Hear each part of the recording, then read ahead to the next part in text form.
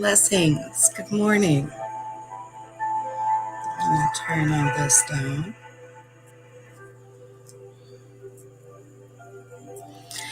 Today, we're talking about healing and the stages of healing. There's so many. Well, actually, there's only just 4 stages, but we can go back and forth in those stages. Here, I'm actually going to just turn this off. So, we're going to go through, and it was so funny. I was getting dressed this morning, and my guide said, Christina, healing is not a black and white issue.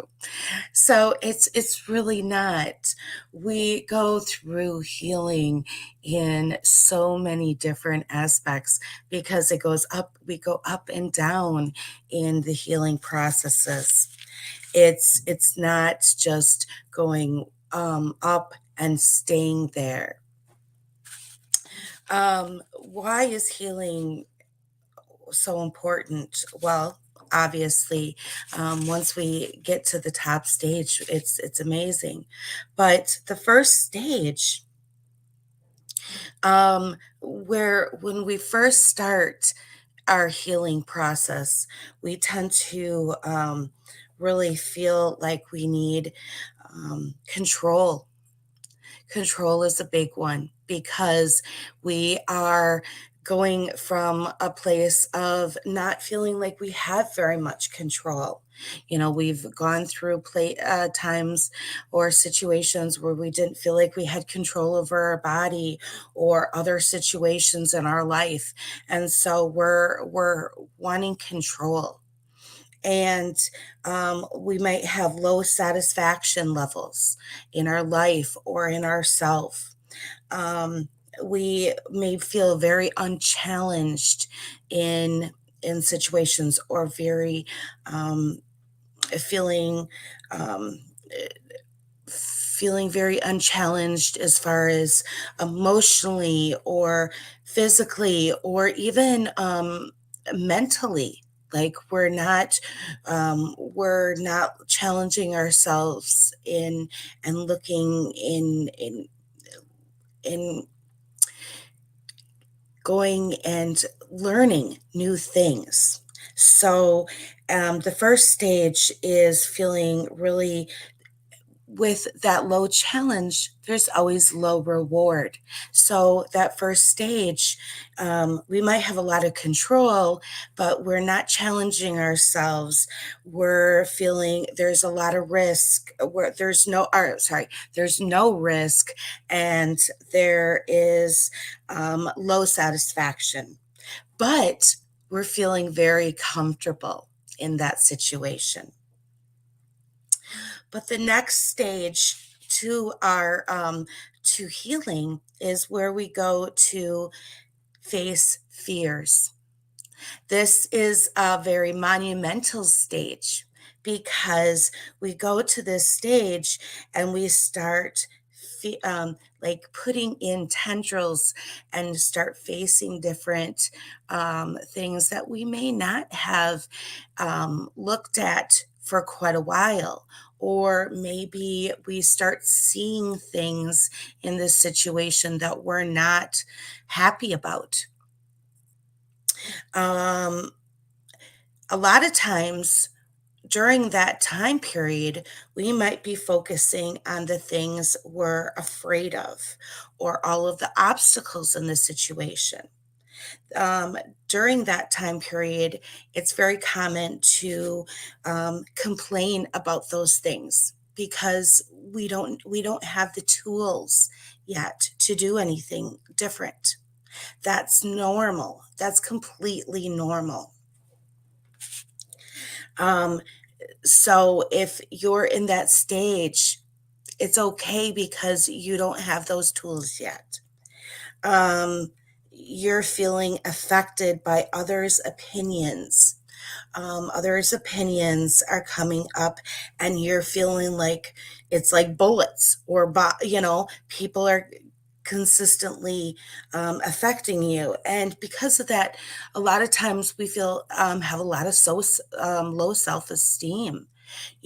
and we're making excuses to people because we don't have the tools yet to deal with it. I mean, what else can you do? Because at that point, you're not, you don't know what else to do. But the next stage is monumental. The next stage is the learning zone. And that's where we acquire the new skills. That's where we start feeling in to, and we act despite our fears. We go against our fears and we expand regardless of our comfort zone. We develop new levels of confidence because we're going against our fears. It's very difficult at that, that's the tricky stage because it's like just like any a child or a teenager or any stage of life, really. We're trying new things and we're learning, and then we gain confidence by learning those new things and and actually using them in our life. As we expand our comfort zone, we increase our knowledge because we're using what we learn, and we identify, oh, wow, this doesn't feel good, or this does feel good, as we use these new skills. And we see different opportunities with that. We're going to feel, oh, this feels really wonderful, and this doesn't. And we're facing these different challenges. And this stage is, it's common to go from this stage back down and feel like, wow, this was scary. I don't know if I'm ready to do this, and go to the the stage where you have fear of the unknown, or want to go back to this sense of control over everything. That's so common, to go back and forth between those stages. That Because we have to feel in and go through those different stages back and forth as we feel into those feelings and identify our emotions. That's part of going through those different layers and in healing those processes. Because when we're going through things, some things are going to feel like, ew, I don't want to touch that, I don't want to go through that. And as we feel into the emotions and say, why is it that this feels so ewy? About this? And we work through this on a healing level. That's where having a coach to work through that and work through seeing what about that it feels so disturbing, or on a subconscious level, or having a quantum session can be so profound. A lot of this stuff we can do on our own, but having someone to hold space can really be of assistance, because showing these different tools so you can do it at home is profound, because most of this stuff is extremely beneficial for us to do as our own ourself, because we are the activators. But then when we get to a spot where it's like, I'm ready to go back down to the comfort zone, then you can go to someone and say, what about this is so disturbing? I would like you to hold space and maybe let's talk through this. That's where it becomes really beneficial. Or even when we can talk it through in a group and say, oh, I'm having this issue about, I'm having a fear when I touch into this. And then you find out, well, another person in your group is having the same fear. And then we can discuss it together and see what about that same situation causes that. And then we can do activation or a healing or just discuss it. So then you guys can go back and do a meditation or some type of healing for yourself all alone. And then you have more profound effects when you're doing your own healing. You also have more to give to other people. One thing I learned, one thing that came in today that was very profound. Well, it wasn't profound, but it was something I was told to say is when we wait for others, we delay our process. And this was something that really came strong this last year. And when we force others to heal, they end up resenting us and not receive the healing or the value of what the healing has to offer. So by offering just that ease and that space, it gives us, and letting people do it on their own, with their own free will and their own ease, their own grace, it gives that space.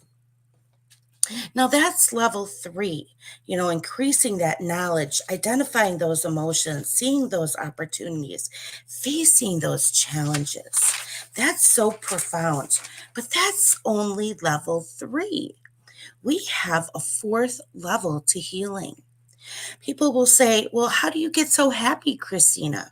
Well, it's because I honestly work on being on in level 3 and in level 4 as much as possible. Level 4 is the growth zone.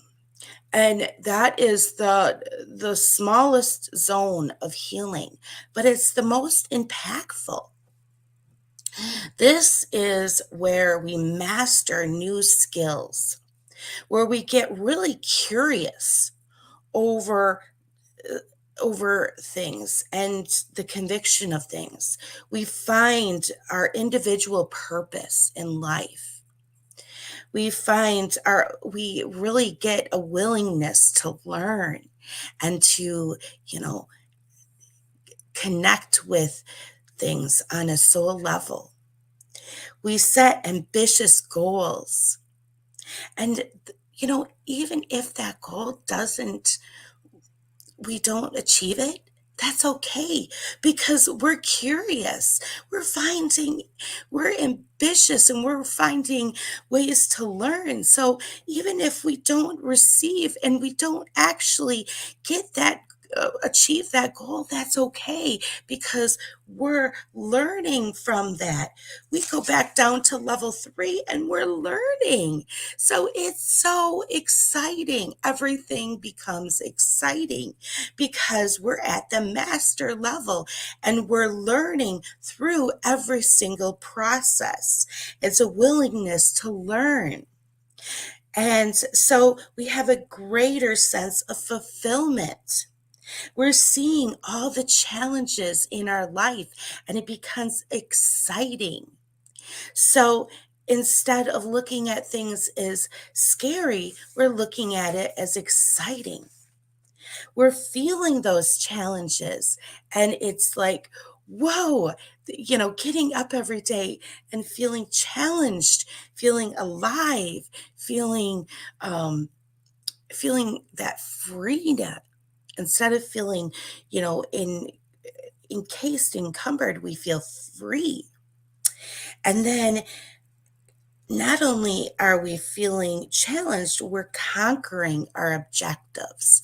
So as we conquer each objective, we feel energized and excited to create new ones. And then we embrace the unknown because the last part, embracing the unknown, is having full trust that the universe is there to support us in our learning process, that we are there, we are here to learn, to grow. That's our highest objective. So the universe is always here to support us in that. And when we know that the universe is here to support us in our learning process, we feel that support. We feel that. And then we feel comfort instead of fear. We feel support and we feel confident in taking those steps. And so it's no longer we're a space of fear or worry. It's a space of confidence and excitement. So that is where, and then you can figure out which stage of the healing process you're in, and and go from there. But it's exciting to know and then work through that. And the coach, the healer, the your master, the whoever you work with, they're there to cheer you on, to support you, to assist you when you have those blocks, or to share with you the next step, or to support you in achieving those challenges that you've set for yourself. So that is, and it's amazing to have that support and to be able to go through that process with someone else, because then it makes it go a little bit easier, a little bit more with grace, and you feel that love and support, and you develop a support team because you also have colleagues that you get to work with, other classmates and stuff that you get to have a relationship with. And it develops a really beautiful support network. So, anyways, you have a wonderful week, and I look forward to talking to you on Wednesday. Many blessings.